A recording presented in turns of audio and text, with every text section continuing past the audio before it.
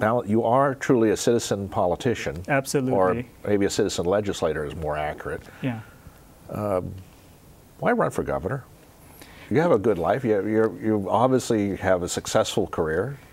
You have a family that supports you. I'm sure they're supporting you right now. Absolutely. You're in good health, you know.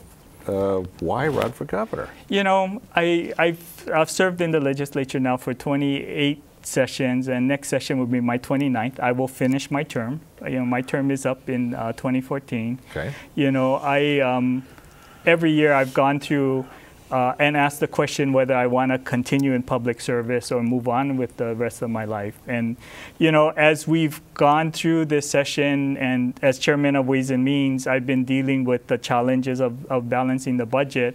I've seen what it takes to get legislation passed, working with my colleagues and in both the House and Senate. And I do see oftentimes that the best ideas that in the legislature fall flat in implementation. So I do see the importance of the executive in really carrying out legislative intent.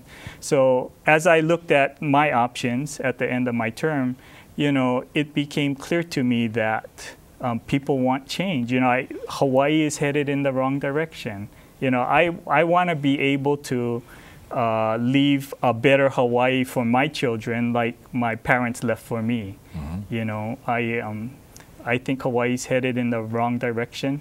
I believe that the people of Hawaii, as I've traveled statewide to meet and listen and talk with people, that they want change. They want a change in leadership style. They want an executive that brings people together, not divides communities.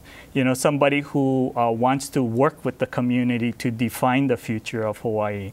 You know, we can only maximize the future of Hawaii if we all commit to what that future looks like. And really, there will be lots of sacrifices. You know, we cannot be all things to all people. We need to make difficult choices about what our future will be.